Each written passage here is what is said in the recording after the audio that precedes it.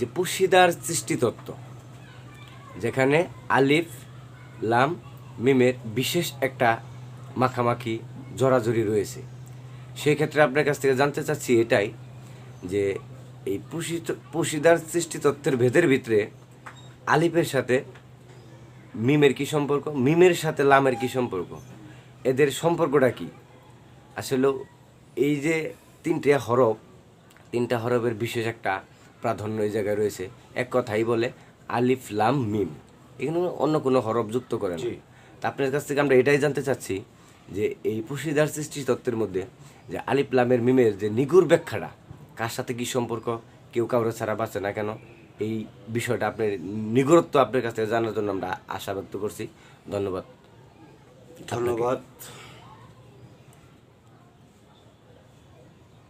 যে বিষয়টা জানতে চেয়েছেন, জি জি, আলিফ লাম মিমের ব্যাপার, যেটা পুশিদার ভেদ, এই পুশিদার ভেদটা অতি গোপনেরও গোপন ব্যাপার। জি জি, এই গোপন ব্যাপারটা ব্যক্ত করাটা অপরাধ, এক কথা।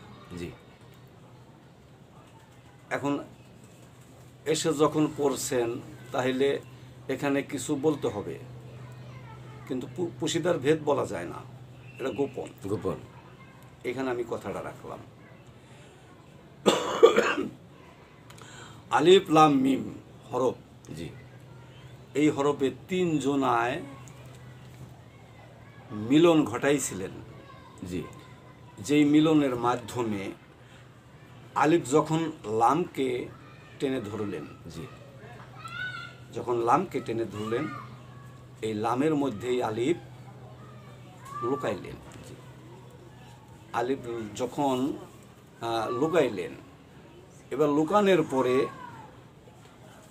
আলিফ তখন নফি হয়ে যায়।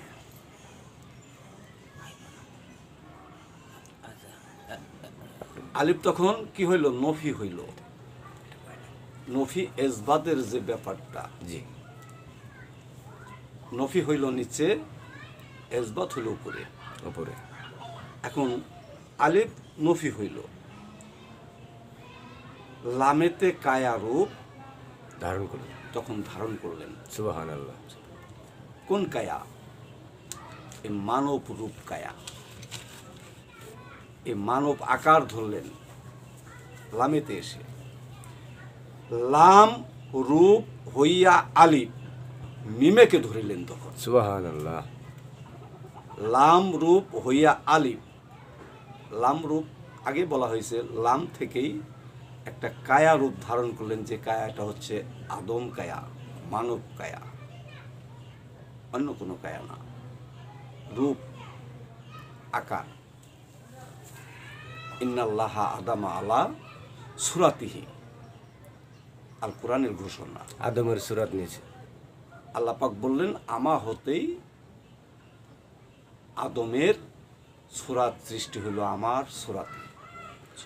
আল্লাহর সুরাতেই আদমের সুরাত মানে প্রকাশ পাইবে। জি জি জি। এখন মিমেতে ঘর্ষণ লাগাইয়া, মিমেতে ঘর্ষণ লাগে, এই মিমেতে ঘর্ষণ যখন লাগে তখন লাম হরফ তার কায়া হয়ে যায়। সুবহানাল্লাহ। কি হয়? লাম হরফ কায়া হয়ে যায়। কিন্তু এখানে আর একটা ব্যাপার ঘটছে, যে এই ব্যাপারটা এই মিমের নুক্তা হতেই, কিন্তু মিমের কিন্তু নুক্তা ছিল। জি জি, ছিল ছিল। এই মিমের নুক্তা হতেই কিন্তু এই আদমের সৃষ্টি, এই আদমের কায়া সৃষ্টি। নুক্তার হিসাবটা আলাদা। আপনি শুধু পুশিদার ভেদ চাইছেন, জি, এখানে একটা স্টেপ রাইখা দিলাম। তাহলে যখন মিমের ভিতর গোপন হইয়া লাম আলিফ রইল, তখন একই ভাঙবে, আবার এক হয়ে গেল, এক হয়ে গেল। মিমে মিম ধরিল যখন, হ্যাঁ, নূরের ফায়াজ জান হয় তখন। লাম রূপ হইয়া আলিফ নূরে, এই যে মিমকে ধরিল তখন। জি, এখন মিমেতে ঘর্ষণ লাগিয়া আলিফ হরফ তার কায়া হয়ে যায়। আচ্ছা, এখন মিমের ভিতর গোপন হইয়া লাম আলিফ রইল তখন একো ভাণ্ডে এক হয়ে যায়।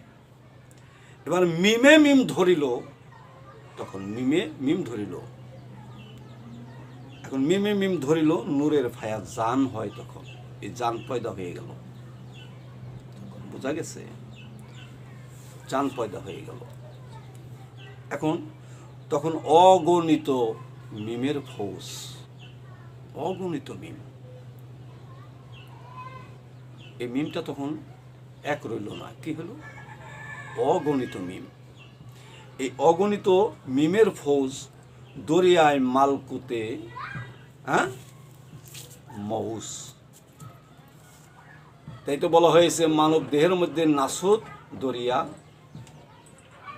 লাহুদ দরিয়া, জি, মালকুদ দরিয়া, জাবরুদ দরিয়া।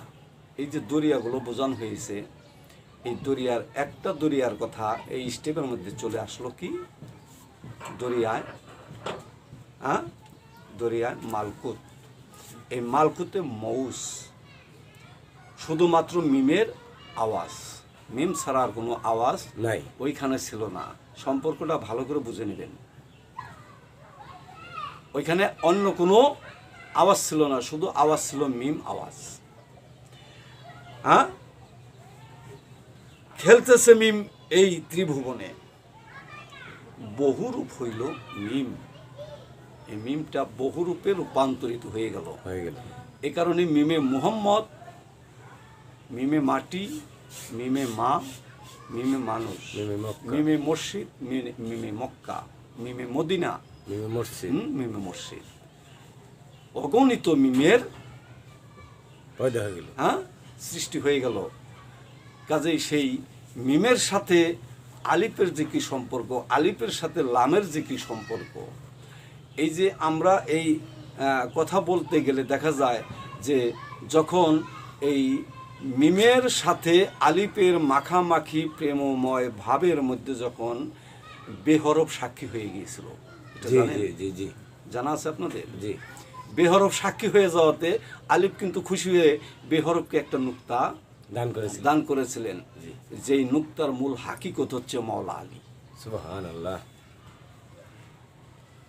এখন ওইখানে একটা আকার ধারণ করছিলেন, যে আকারটা দেখে মিম হরফ একটু লজ্জা পেয়ে ঘুমটা দিছিলেন। তাই আল কোরআনের মধ্যে এবং সিবারার মধ্যে কিন্তু যে মিমটা পড়া হয়, মিমটা কিন্তু ঘুমটা আলা মিম, মাথা বাঁকানো, মাথাটা একটু বাঁকানো। জি। এই বাঁকানো অবস্থায় থেকে মিম তখন কি করছিলেন? মিম তখন একটা আকার ধারণ করছিলেন, জানেন সেটা? সেই আকারটা ধরছিলেন কালেমার সুরাত। মিম একটু লজ্জা পাইয়া সেই দিন কালেমায় আকার ধরে তিনি কালেমার সাথে মিশে গেলেন।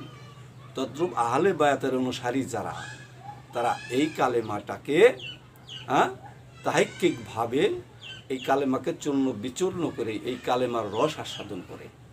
এই কালেমাটা শুধু তারা পড়েই না, এই কালেমাটার অনেক হাকিকত আছে। সেই হাকিকতগুলো এই আহলে বায়াতের যারা পরিশুদ্ধ পীর মাশায়েখ, পরিশুদ্ধ ভক্ত আশেক যারা, তারা এই কালেমাটাকে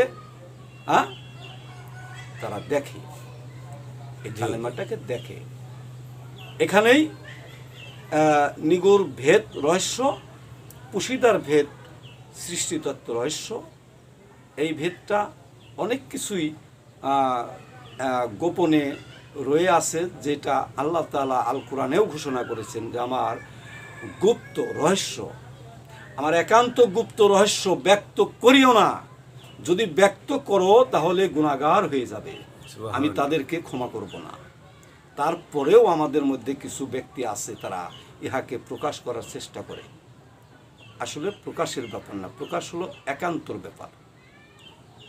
যদি সে তোমার প্রেমিক হয়ে যায়, যদি তোমার সে একান্ত হয়ে যায়, তার সাথে তুমি একান্ত আলাপ করতে পারবে, কিন্তু সোশ্যাল মিডিয়ায় না এবং কোনো স্টেজের মধ্যে না। সেটা গুরু, একজন মুর্শিদ, একজন শায়েখ তার ভক্ত বা আশেককে বা তার সালেককে বুঝাইতে পারবে। অন্যের এই 10 জন মিলে এই পুশিদার ভেদ কখনোই বোঝানো বোঝানোটা উচিত নয়। ধন্যবাদ।